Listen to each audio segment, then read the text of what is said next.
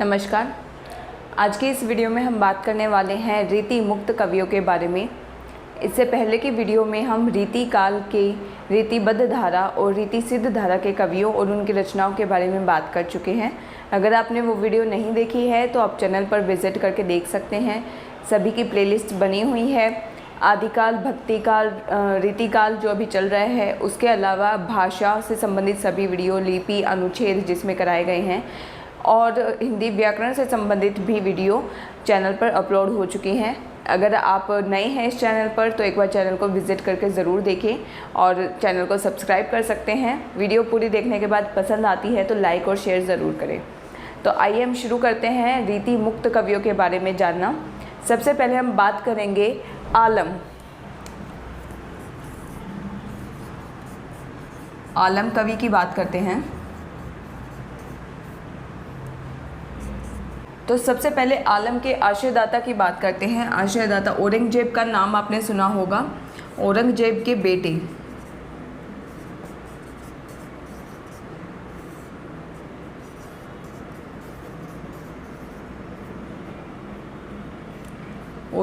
बेटे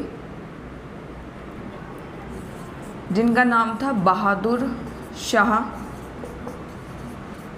मुअज़्ज़म,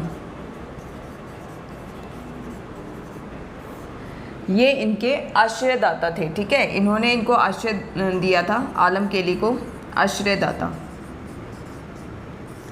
अच्छा, आलम के बारे में एक और इम्पॉर्टेंट बात आपको ध्यान रखना है कि आलम जो हैं ये जाति से ब्राह्मण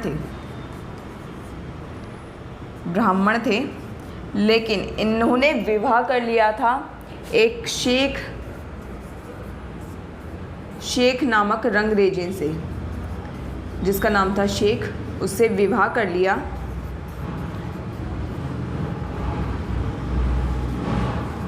और वहाँ से फिर ये मुसलमान बन गए। ठीक है, विवाह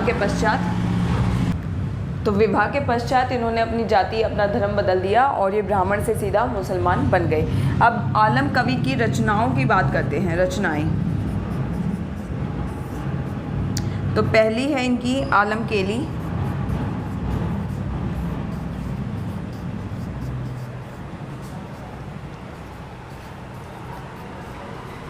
माधवा नल काम कंदला। अच्छा, माधवा नल काम कंदला के नाम से हमने भक्ति काल में भी कई सारी रचनाएं पढ़ी हैं सूफी काव्य के अंतर्गत। आप चाहें तो एक बार वो वीडियो भी देख सकते हैं। इसके बाद है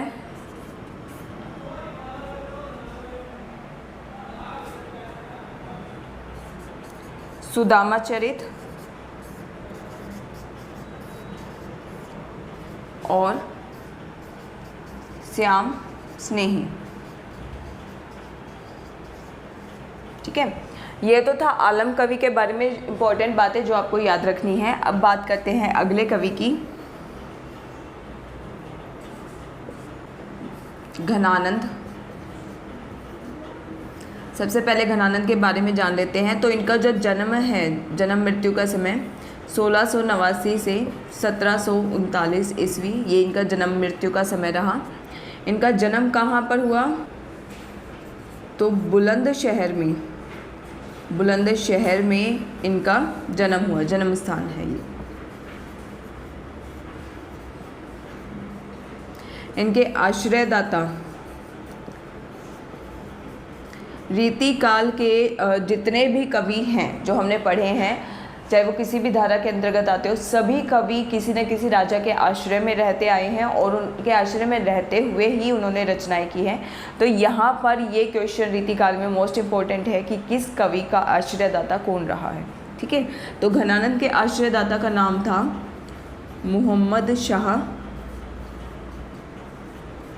रंगीले और इनकी एक प्रेमिका थी जिसका नाम था सुजान। ठीक है, सुजान नामक इनकी एक प्रेमिका थी और ये एक गणिका थी। यहाँ पर सुजान के विषय में भी कहा जाता है कि सुजान ने, ये एक गणिका थी, मतलब एक राजा के उसमें जो है नृत्य का काम करती थी, जब घनानंद ने इसको अपने साथ चलने के लिए कहा तो इसने राजा के डर के कारण मना कर दिया था। और फिर उस विरह के दौरान जो घनानंद ने अपनी जो रचनाएं लिखी हैं वो उसकी ज़्यादातर रचनाएं जो है सुजान को समर्पित होती हैं। ठीक है, तो इनकी रचनाओं के बारे में जान लेते हैं। इनकी रचनाएं सुजान सार,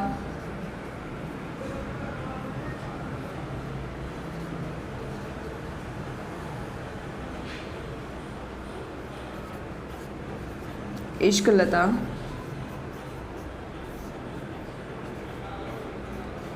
विरह लीला,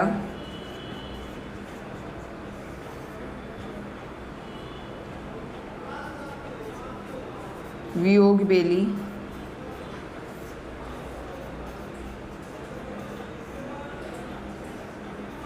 कोकसार,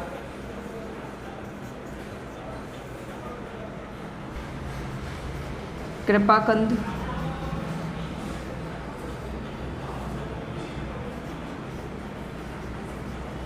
रस केली वल्ली, इसका नाम है पूरा रस केली वल्ली, और यमुना यश। ये घनानंद की रचनाओं के नाम हैं, जो सारी की सारी रचनाएं इंपॉर्टेंट है, एग्जाम में पूछी गई हैं, तो आपको सारी रचनाएं याद करनी है। दूसरा, घनानंद की काव्य भाषा पूछी जाती है, काव्य भाषा, तो वो है ब्रज भाषा। ये भी आप याद रखें, ब्रज भाषा इनकी काव्य भाषा है। ठीक है, तो ये हो गया आलम कवि और घनानंद के बारे में। मैं जल्दी से एक बार ये बोर्ड साफ़ कर देती हूँ, फिर हम अगले कवि के बारे में बात करते हैं। आइए अब बात करते हैं बोधा कवि की।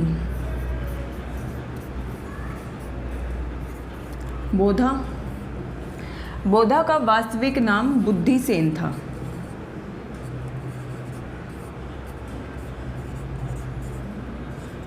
ठीक है, ये इनका वास्तविक नाम था।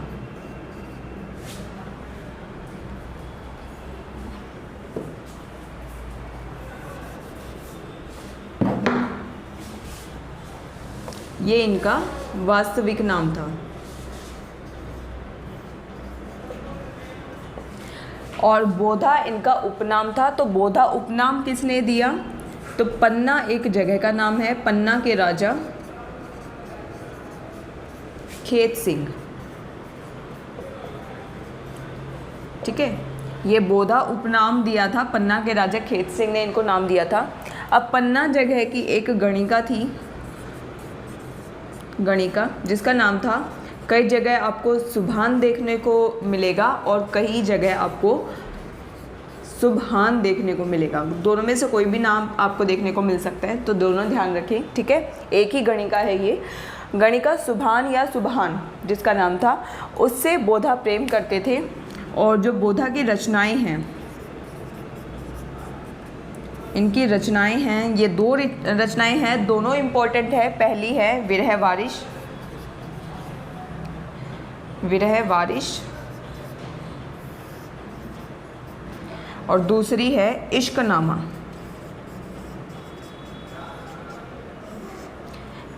यहाँ पे आपको ध्यान रखना है विरह वारिश और इश्कनामा, क्योंकि इससे पहले जो हमने घनानंद पढ़ा है, घनानंद की रचना है विरह लीला। ठीक है, वो घनानंद की है विरह लीला और बोधा की है विरह वारिश। घनानंद की है इश्क लता और यहाँ पर बोधा की रचना है इश्कनामा। ये आपको ध्यान रखना है। थोड़ा सा नेम चेंजेस होते हैं ना, तो आप उसको अलग से किसी नोट्स बना करके लिख सकते हैं, ताकि जब भी आप उसे देखें तो आपको याद रहे। ऐसे नामों को ना एक साथ याद करने की कोशिश करें और उनके राइटर्स के नाम भी एक साथ ही याद करें, ताकि आपको कन्फ्यूज़न क्रिएट ना हो कि ये वाला नाम तो मैंने उस समय याद किया था, तो इसका राइटर तो वो है। क्योंकि कई बार थोड़ा थोड़ा नेम जो है बदल जाता है और उसकी वजह से फिर कन्फ्यूज़न हो जाता है। तो आपको ये दोनों इम्पॉर्टेंट रचनाएं हैं, और घनानंद की भी विरह लीला और इश्कलता दोनों ही इम्पॉर्टेंट रचनाएं हैं, आपको याद रखनी है। नेक्स्ट बात करेंगे हम अगले कवि की। इसका नाम है ठाकुर। देखिए, ठाकुर जो है, ठाकुर का असली नाम, मूल नाम कहा जाता है ठाकुर दास। ठीक है, इनके आश्रयदाता कौन थे? आश्रयदाता आपको ज़रूर याद रखने हैं। तो जैतपुर एक जगह का नाम है, जैतपुर के राजा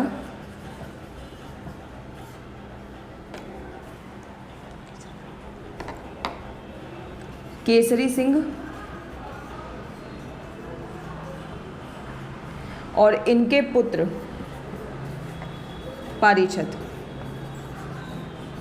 ठीक है, केसरी सिंह के बाद जब पारीक्षत राजा बने तो वो भी इनके आश्रयदाता रहे ठाकुर के। और ठाकुर की रचनाओं की बात करें तो इनकी 2 रचनाएं हैं। पहली है ठाकुर ठसक और दूसरी रचना है ठाकुर शतक। ठीक है, ये 2 इम्पोर्टेंट रचनाएं हैं। अब एक लास्ट कवि की और बात कर लेते हैं, ज़्यादा बड़ा नहीं है, यहीं आ जाएगा, जिनका नाम है द्विजदेव। तो इनका असली नाम था, ये स्वयं एक महाराज थे, अयोध्या के महाराज। इनका नाम था महाराज मान सिंह। कहाँ के राजा थे? तो अयोध्या के राजा थे, आपको ध्यान रखना है। ठीक है, ये ध्यान रखना है कि द्विजदेव का कोई भी आश्रयदाता नहीं था, ये स्वयं महाराज थे द्विजदेव। इनका असली नाम था महाराज मान सिंह। ठीक है, लेकिन रचनाओं में इन्होंने द्विजदेव नाम रखा है। इनकी जो रचनाएं हैं वो हैं श्रृंगार लतिका और दूसरी रचना है श्रृंगार बत्तीसी।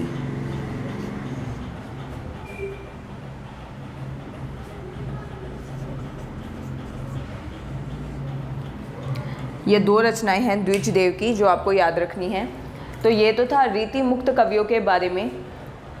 इसके अलावा एक और रचना जो कि रीति काल के अंतर्गत ही लिखी गई है, इम्पोर्टेंट रचना है जो पूछी जाती है, सिर्फ उसके राइटर और उस रचना का नाम आप याद रखें। जो लिखी है लाल कवि ने, मैं यहाँ पर लिख देती हूँ। एक इम्पॉर्टेंट रचना रीति काल की है, इसे रीति मुक्त धारा के अंतर्गत आप ना रखें। ठीक है, ये है लाल कवि की छत्र प्रकाश,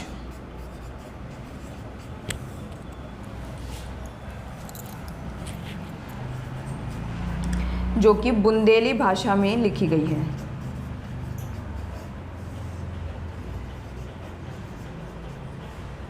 ठीक है, पूछी जाती है, छत्र प्रकाश लाल कवि की रचना है, इम्पॉर्टेंट है तो आप याद रखें। तो आज रीति मुक्त धारा और रीतिकाल के अंतर्गत इतना ही। एक और वीडियो इस रीतिकाल के अंतर्गत बनेगी जिसमें जितनी भी कवियों की काव्य पंक्तियाँ जो एग्ज़ाम में पूछी जाती हैं या इम्पॉर्टेंट है, उन सारी काव्य पंक्तियों को मैं आपके लिए लेकर आऊँगी। वो रीतिकाल का एक अंतिम जो वीडियो होगा वो होगा। उसके बाद हम शुरू कर देंगे अपना आधुनिक काल। सबसे ज़्यादा जो क्वेश्चन हैं वो आधुनिक काल से ही पूछे जाते हैं और सबसे लेंदी भी यही है। जैसा कि आप जानते हैं आधुनिक काल भी 2 भागों में बटा होता है, गद्य और पद्य। तो सबसे पहले हम आधुनिक काल में गद्य की शुरुआत करने वाले हैं। तो उम्मीद है आपको आज की वीडियो पसंद आई है। पसंद आई है तो लाइक और शेयर ज़रूर करें। चैनल पर नए हैं तो सब्सक्राइब करें और पूरा हिंदी साहित्य पढ़ने के लिए और हिंदी व्याकरण पढ़ने के लिए मेरे साथ इस चैनल पर बने रहें। धन्यवाद।